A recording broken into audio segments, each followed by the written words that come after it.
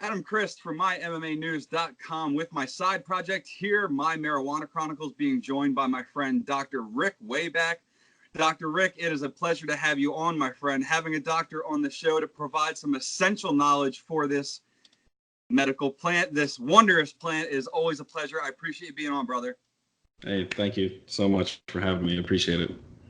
All right, so we'll get a little bit about the pre-hype, man. We'll tell the listeners a bit about yourself, your degrees, certifications, what got you into the field, and just tell us a little bit about yourself to get started. So my medical and sports background are pretty intertwined. Mm-hmm. So I played hockey for 22 years, 13 concussions. Wow. I've got a little bit of brain trauma. Which actually led me to, so I pursued and then I eventually trained in neurological surgery. So brain surgery, spine surgery, neurotrauma, spine trauma. But before I actually even got into med school or even grad school, I was, looking back on it, very fortunate to actually start working with a lab that was doing endocannabinoid mediated neuroprotection during acute ischemic stroke. So long story short, what we were doing is we were intentionally giving rats strokes, and then we would give them a synthetic cannabinoid, which we knew exactly what it did, but at different time points, and seeing just how much of the brain it would protect against infarction or completely dying.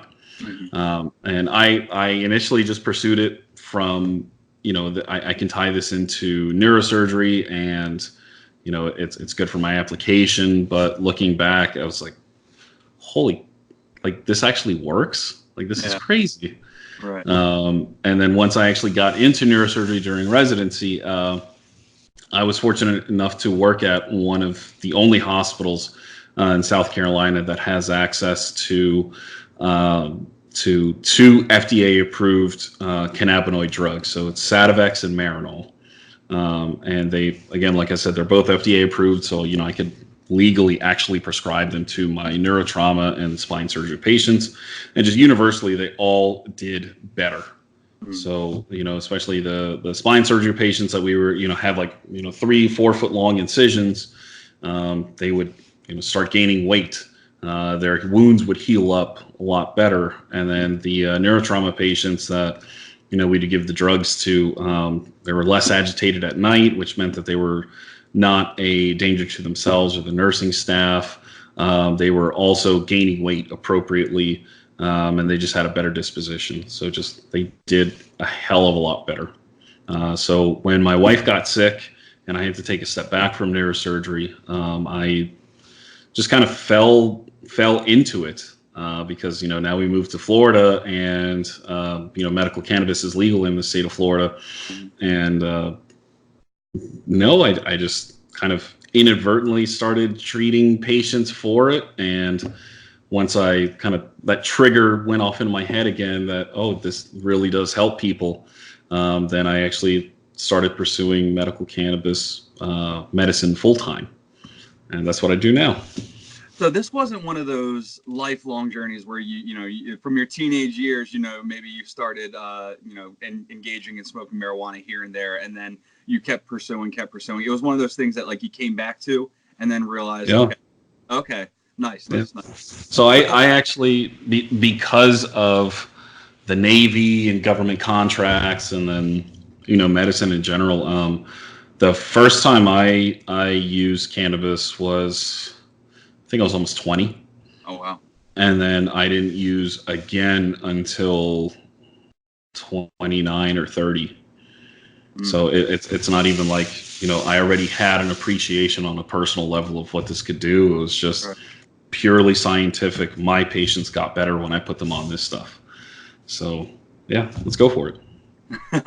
So how long were you a marijuana advocate before you were able to pinpoint that one time or series where you were like, you know what, this is life changing. This can be life altering for my patients. What's that one time that, made it all clicked? Honestly, so I've been not necessarily pro cannabis, but anti, strict legislation and penalties since early 20s. Right. I unfortunately also fell into that trap of the prohibitionist propaganda, Right. and very very stereotypically thought, oh no, this is it's the devil's weed. And, Devil's lettuce. exactly, man. It's unfortunate how good that media influence has been over the last 70, 80 years. But my crystallization event, as you were asking, was realistically during my residency, where I had this lady who, she had a really rough go of it. She had a big scoliosis, reconstruction, and what a lot of people don't realize is lying in a hospital bed recovering from surgery is actually a lot of work. Mm. And if you're not just pumping calories into these patients, they just waste away. Yeah. And so, I had this lady who she was just doing horribly. We had to move her to the ICU because her wound fell apart. She was losing weight. And I started her on Marinol, and guess what? She got hungry. She started eating. Her wound got better. And I was just like, yeah, maybe it's not all that bad, Yeah. And then just going back and just looking over my old research, and then looking at all the, new research, and then actually really finding out about, the history of, of cannabis prohibition. I was like, oh my God, no. We need to do something about this. So. Yeah.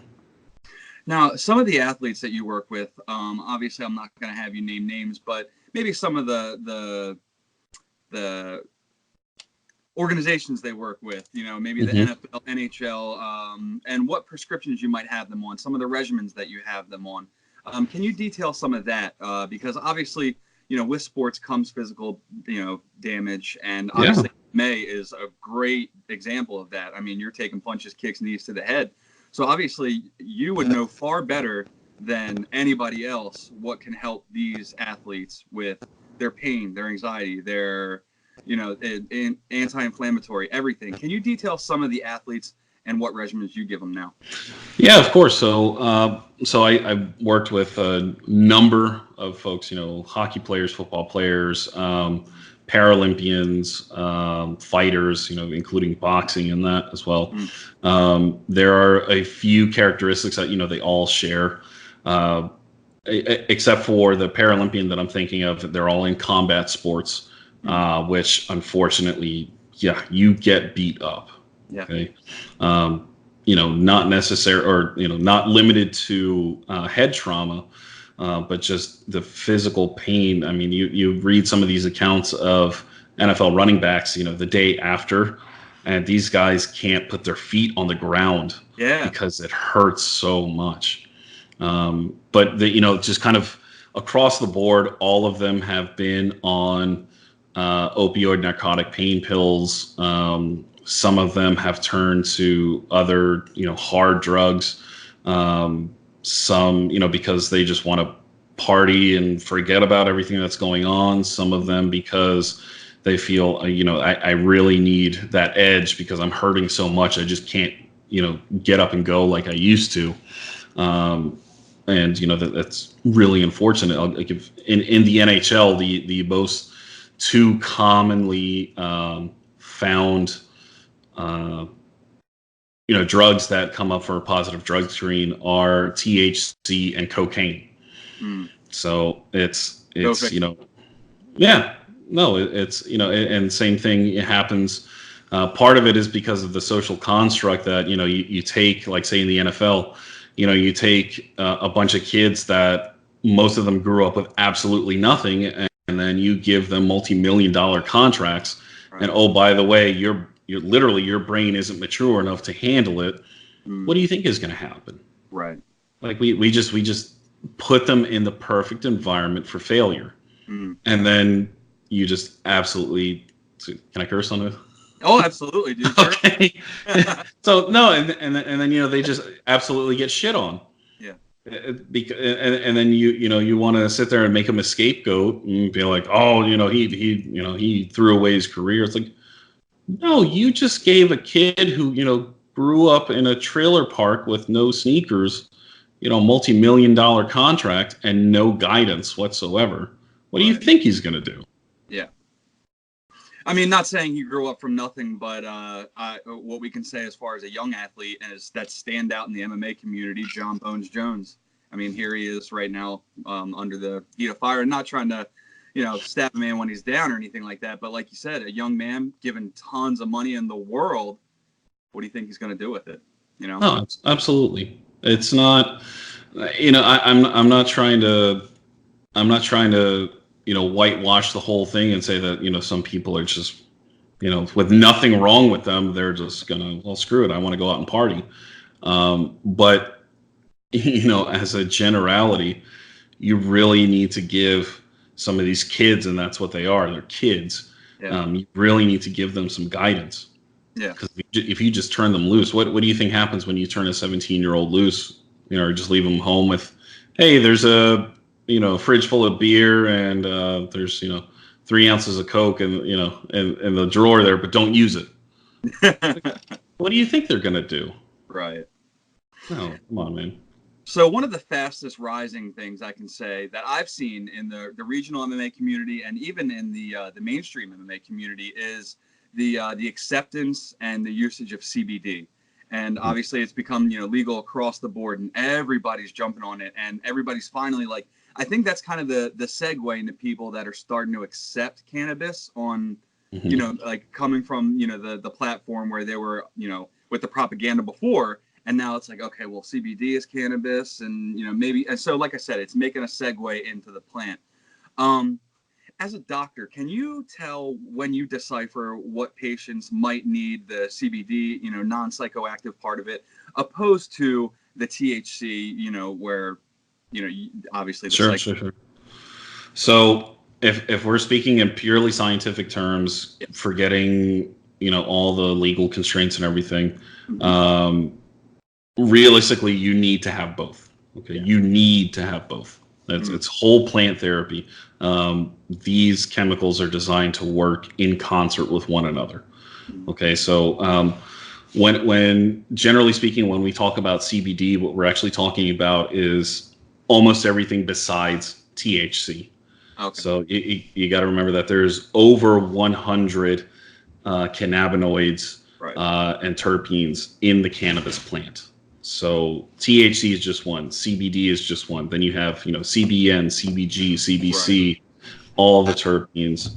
But the point is this. I'm sure that a lot of people have heard about the entourage effect. So that's actually not a marketing term. That is a real scientific phenomenon. It's just a way of describing synergy, where the sum of the individual parts is greater than the whole. So THC and CBD and all the other cannabinoids work a hell of a lot better when you put them together. There are some instances, actually a number of instances, where the athlete or the patient can't have THC, either because of job constraints, legal constraints. They might be on probation where they got to have random drug tests, but for whatever reason, there are instances where they cannot have THC. In that case, number one, you want to make sure that the patient understands why THC works better with CBD and the other cannabinoids, and then also try to get them to understand that when you take THC out of the equation, that the amount of other cannabinoids that they need to take goes up significantly to try to make up for that loss. Right. So the number one thing that I hear is, I've taken CBD before, it doesn't do anything. And so number one, the question is, well, what kind or where did you get it? Because unfortunately, CBD is not yet regulated by the FDA, which means that the vast majority of stuff that's available on the open market is either frankly fake or it's mislabeled, or there's contaminants in it. So number one is, well, where did you get it? Do you have the bottle? Can I see it? Yeah. And then number two is, okay, so you've determined that what you've been taking is actually pretty good. How much have you been taking it? How have you been taking it? So I had a patient less than a week and a half ago that he told me, he's like, oh, I've been taking the CBD, and he described it to me. I was like, oh, okay, that's actually a reputable brand. Then he showed me the bottle. It's a sample bottle. It's about this big. It's got 125 milligrams of CBD in it. I'm like, okay, so you're taking one whole thing a day? I was like, no, that's been like the last 4 months. I was like, okay, so you've been taking not enough for my little 8-pound dog. Okay. So, there's just so much that just the public in general doesn't know. The vast majority of physicians don't know or understand about it. And, that's one of those things. So after all this time, the false propaganda that we've talked about, the labels and, the gateway drug slogans, do you think that we're heading in the right way, or do you think we still have a far ways to go before this is ever going to be perceived as acceptable? It's actually a really good question. So I think it touches on two things. It touches on the psychosocial aspect and then the legal aspect.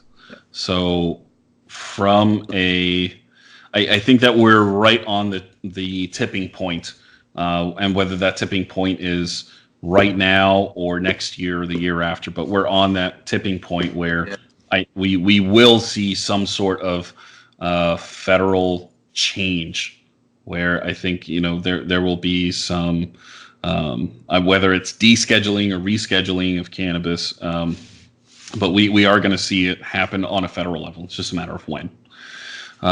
From a psychosocial standpoint, I think that we as a society still have a lot of work to do in order to improve education. Because even so, and I'm talking purely on the physician standpoint, I can't tell you how many physicians I speak with, either at a conference or just one-to-one, where they have no clue either what I'm talking about, or I've had neurologists tell me flat out, like, I don't let any of my Parkinson's patients go on it because it promotes dementia. I'm like, no, it does the opposite. It actually helps with late stage dementia and Parkinson's. Like, no. How do you, I wasn't even planning for this question actually, but now that you brought it up, how do you go into a debate like that? Obviously with somebody that's respected in their field, you're respected in your field. So, butting heads in that kind of situation, how do you go about that? Because obviously you're both determined you're right. Obviously you are. I'm partial to you, clearly. Well, it's tough because it's tough because the number one argument that it always comes back to is, well, show me the clinical data. And because it's a Schedule I drug in this country, we really don't have very much clinical data at all. Right. And that's because you can't put federal dollars into a research study for it. And that's always the fallback. It's you've made some really good points, but where's the clinical data? Like it's their go-to because they know it's It's like the answer. Yeah. The answer. Yeah. It's their crutch. But it's I have found that the younger generation of physicians, not necessarily even those that are just getting out of training now, but those that have been in practice for maybe the last 10, 15 years, they're much more open to it. They're much more open to alternative medicine in general. Right. So they'll be more apt to listen to patients when, they bring up things like acupuncture and massage therapy and, different cultural beliefs. I think, the younger physicians are definitely a lot more receptive and listen to their patients more, which means that they listen to other physicians more. Unfortunately, the opposite is true with the older generation, because they've spent decades training their patients that it's bad, it's a gateway drug, even though that there's zero evidence to back that claim up. It happens when I go to speak at these CBD events, because we intentionally schedule them at the same time and location that other big medical conferences happen, to try to hey guys, like, come in, just listen. Yeah. And every sixth or seventh physician that walks by is like, oh, is this where I get the pot? Like, no, Correct. It's not. yeah, pretty much. And it's always, the guy always looks the same. It's bow tie wearing, patches on the jacket. I'm like, no. And then as soon as they hear that I'm not wearing Birkenstocks and socks, like, no, I trained in neurosurgery. I have an academic background in this. Then they go, oh, like, just listen. Yeah. Like, just keep an open mind. Exactly. I'm like, seriously, what's it going to hurt you? Yeah. Even if you come away with the same opinion, at least you've, tried this. It may, you walk out and you back up even more thinking, oh, well, maybe he has a point, or I'm even more standpoint, or, head for, on my point now. So whatever, keep it moving. Doesn't hurt to listen. Now, I got a question, man. Now, it comes up often, especially I've seen people that get done sparring. They get done, just everyday living, and like, oh man, I have a headache. Oh, I'm going to pop an Advil, opposed to the herbal relief, and not just saying, CBD, marijuana, cannabis, anything like that, but just what's the long-term effect of the people that just think, I'm going to pop an Advil from the day to day. It can't be good. If it's limited to just ibuprofen, Advil, Motrin, and they're not taking, several grams of it, several thousand milligrams on a regular basis, realistically, nothing is going to go on. As long as they don't have any kidney issues, because ibuprofen is cleared by the kidneys. Now, if that person is very high stress, takes a lot, or they have kidney issues, then they're going to have problems. So I myself used to take a lot of ibuprofen, especially going into these, big scoliosis cases where we're doing it for, 12, 13 hours. That's one of the things you do, is you take ibuprofen before the case so that your, hips and knees aren't screaming at the end of it. Right. But I developed GI bleeds, at first, again, I know this stuff, but you're sitting there going like, why is there blood in the toilet? What's going on? Right. And I was like, oh yeah, I've been taking like 5 grams of ibuprofen a day. So things like Tylenol. Tylenol is actually the one of the top causes of liver failure in the United States. So wow. A lot of people don't realize this, but there are thousands of physicians in the United States that have gone on record to urge the government to actually make it a controlled substance.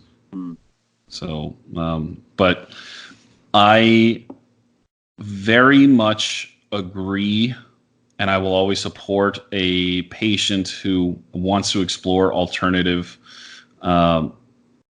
treatments for whatever illness. But I'm always going to play devil's advocate, even if I agree with them.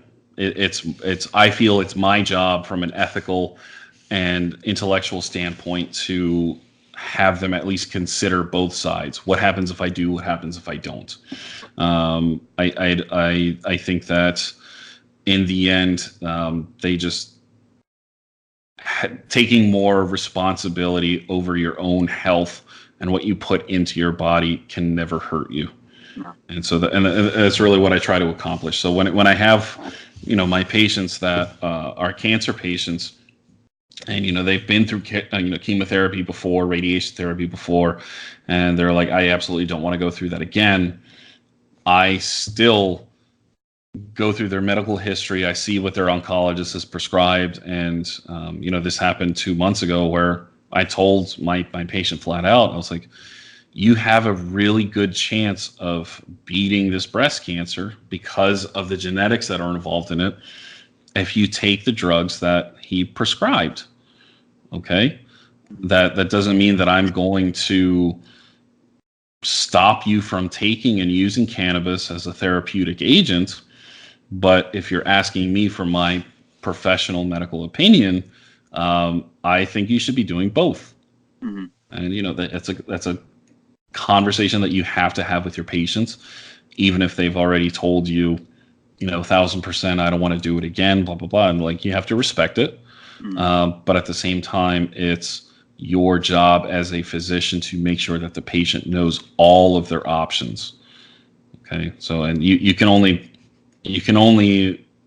guide them. You can't make decisions for them. So if they want to make a decision that you completely disagree with, you tell them why you disagree with them. But ultimately, they're big boys and big girls, and they're going to do what they want to do. Yeah. So obviously, you work with tons and tons of athletes, fighters on top, and it's the athletic commissions. You always have to pee or get tested by the athletic commissions. You always got to get the man's approval. What do you think it's going to take for athletic commissions, state laws, legislations, everything to reconsider their stance on cannabis?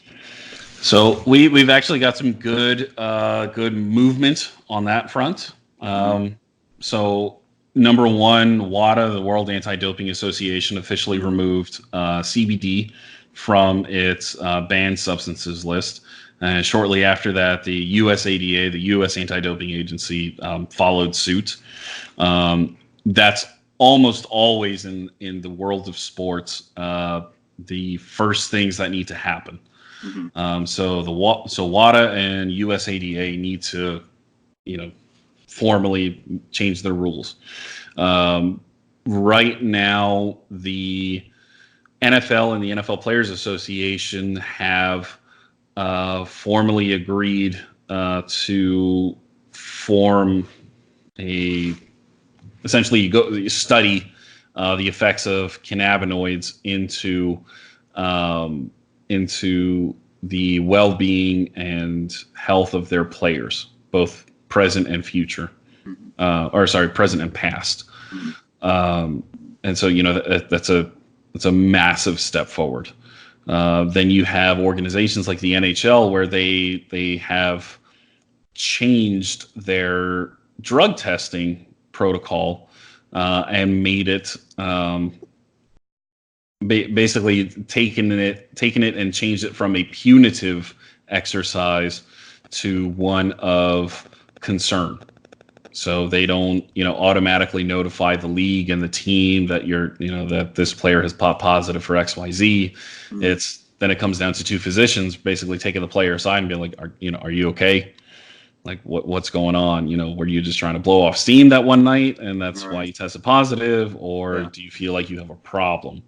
I think that's a much better approach than, with somebody like, say, Josh Gordon, who, he probably has some sort of problem, whether it's on the drug abuse side or psychological side, but don't just keep punishing the guy. Find out why he consistently tests positive. Right. Yeah. It's don't go after the symptom. Go after the disease. So I got to ask, what's the preferred method of consumption for the vast majority of your patients? I'm going to say for me personally, my side piece here, you can always see it with me. My O2 vape, you can get it at o2vape.com. MyMMA News, 20% off. But anyway, I'll just say, other than that, I like vaping, edibles. But what's the preferred method that you usually are prescribing to your patients? The most accurate and most reproducible method of dosing is oral and sublingual, because you have a much tighter, much finer control over the actual dose. And by oral, I mean anything that you swallow. So whether that's, putting it into food, whether it's an oil that you put on a cracker and just eat. The point is you swallow it and it goes into the digestive tract. Versus sublingual, it's something that you put under your tongue. You're generally thinking of, the sublingual oil drops. Right. Those you can fairly accurately, depending on how you're dosing it, you can actually get a good reproducible dose, and you can monitor your progress a lot easier than with anything that you inhale. So I still have my patients have an inhalation route, whether that's vape or smoking flower or something like that. But the point is, with the vast majority of folks don't have access to certain technologies that are available on the market where you have a very tight control over the actual dose. So the inhalation route, I tell my patients, should really be viewed the same way as an asthmatic uses their rescue inhaler. Okay. So it's, I'm doing everything right. I've taken all my doses the right way, but just my pain is still at a 9 or a 10, regardless of what I do, or my anxiety is totally out of control. Well, guess what? That's your fallback. So the inhalation route goes through the lungs, hits your bloodstream really fast. But the downside is you can't really control that dose, because a human can't reliably inhale the exact same way every single time. Right. It's just not going to happen. No. There are some devices out there that will actually meter the dose for you, but the vast majority of folks, because of the market they live in, don't have access to that. But that's really the most reliable way of dosing. And then you have your topical routes. So anything that you put on your skin, as long as it's not really alcohol based or what you call transdermal, it's really not going to get into the skin, into the bloodstream. So it's anybody with chronic pain. I always have them also on a topical route as well, because it's just very effective. Now I want to start closing out, and I want to close out on some fun ones here, man. I gotta ask. So, what's your favorite strain and why? All right, so there's so I have from an academic standpoint, I have an issue. It's not really an issue. It's just the whole. So strains. Yeah. They are really just kind of a marketing gimmick. Yeah. So so implying that something is a strain would be saying that because you and I look different, we are actually a different species. Not at all true. Right. Okay. So we share, 99% the same genetics. Right. It's the same thing. Like all dog breeds are actually, they are the same species. Okay. So exactly. Yeah. So the way that the academic community is actually moving to classify different strains is actually more on what the effects that particular cultivar or cultivation variant, so cultivar, has on the patient. Then it also goes into the percentage of different cannabinoids and terpenes, because realistically the terpene profile is really going to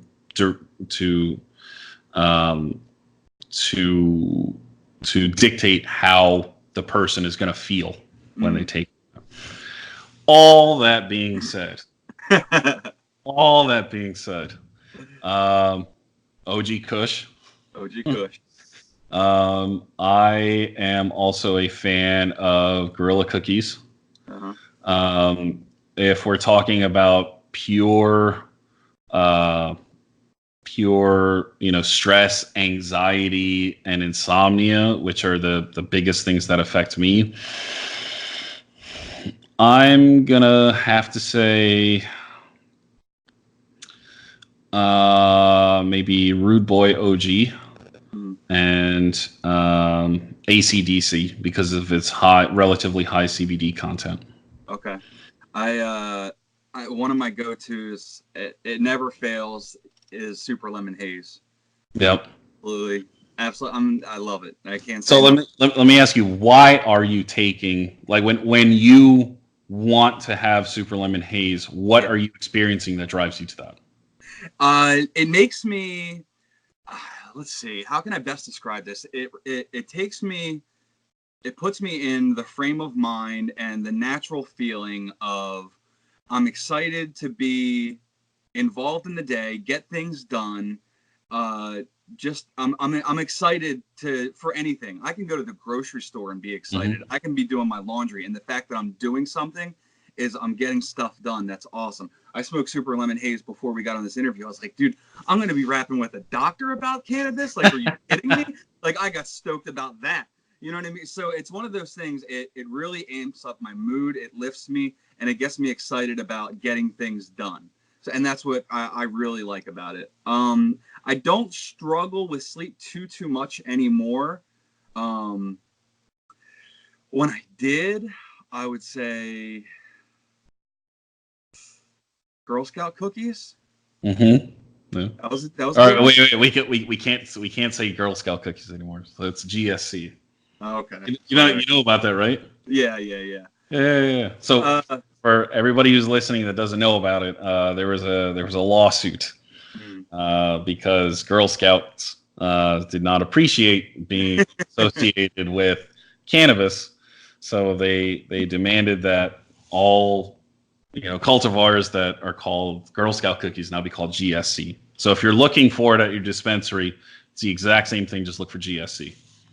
Now, I got a question as far as the cartridges that people get, and they're just, most of them are just super packed with flavor. Can't be natural. So depends where you get your cartridges. You have to be very, very, very careful. It's really the same principle as with the CBD, because the carts that you're going to buy off the street are not by law undergoing the same rigorous quality control testing. So actually, within the last week, there was a guy that landed in a medically induced coma for using a cart that they got off the street, and it turns out that it was laced with a lot of contaminant. Oh wow! Yeah, and so unfortunately, that's just something that you're taking a risk with. Right. So yeah, nobody wants to pay extra money to go to a medical dispensary, but in my opinion, it's worth the peace of mind knowing just how rigorously tested that stuff is by the state government. Right. And then case in point with CBD, Diamond CBD is a company. They actually got written up in a medical journal for just how contaminated their CBD was. They had spice actually come up in some of their CBD, also dextromethorphan, which is cough suppressant. Yeah. It's scary stuff, especially for a person who thinks, no, I'm not taking any THC, and then, oh yeah, by the way, you had something a lot worse than THC. Yeah. Just to save a buck or so. My goodness. Yeah. So, all right, we're going to close it out, man. But so finally, I got to ask, what do you think the future, in your personal opinion, what's the future of cannabis in sports? So what I want to see, it all comes down to the spirit of sport. Okay. So there's always this question, or one of the questions when determining whether something is a performance enhancing drug or not. When you look at the WADA and USADA, one of the questions is, does that substance protect the spirit of sport? Okay, so yes, cannabis and CBD and just cannabis therapy in general helps with pain, helps with inflammation, helps with performance anxiety. Cannabis, the THC, helps with sleep. All of those things that it provides, does it alter the spirit of the sport? I don't think it does. I don't think by definition it's a performance enhancing drug. So really, I'm totally okay with it. In fact, I think more people need to use it. Okay, we're gonna reduce the overall number of opioid addictions that these sports bring about. We're going to hopefully protect against long-term brain damage, me included. With CTE, chronic traumatic encephalopathy, and just overall, I mean, purely anecdotal, but it's hits everybody. How many people that are using cannabis do you see just flying off the handle? Yeah, no, No. It doesn't happen. It's the people that are drinking. It's the people that are abusing narcotics. It's the people. It's those unfortunate people that are the ones that are being a danger to themselves and others. You look at anybody that uses cannabis, as long as they're not behind the wheel of a car, they're just hanging out. They're just trying to feel good. That's it. One of my favorite things to do is to watch my fish when I get baked. Yeah. We're here, like we live by the beach, and so you'll just see people at sunset just sitting quietly watching the sunset. That's it, man. It's just introspection. So I'm more than fine with it. I support it, so openly. Awesome, man. Well, dude, I want to thank you for being a guest. It means a lot to me. It's doctors like you that give patients like me and so many others out there a fighting chance for other relief. And on behalf of all of us, I can't say enough good about you and what you're doing. And I just want to thank you for being a guest, man. And whenever you're in the Philly or tri-state area, please hit me up and let's see a fight together. Hell yeah. We'll go see Friday night fights on Broad Street. My man. All right, man. Well, for Dr. Rick Weyback, I am Adam Christ. Make sure you keep it locked to MyMMAnews.com for all your fight news needs, and visit o2vape.com and use promo code MyMMAnews for 20% off your purchase. Dr. Rick, I appreciate your time, my friend. Thank you.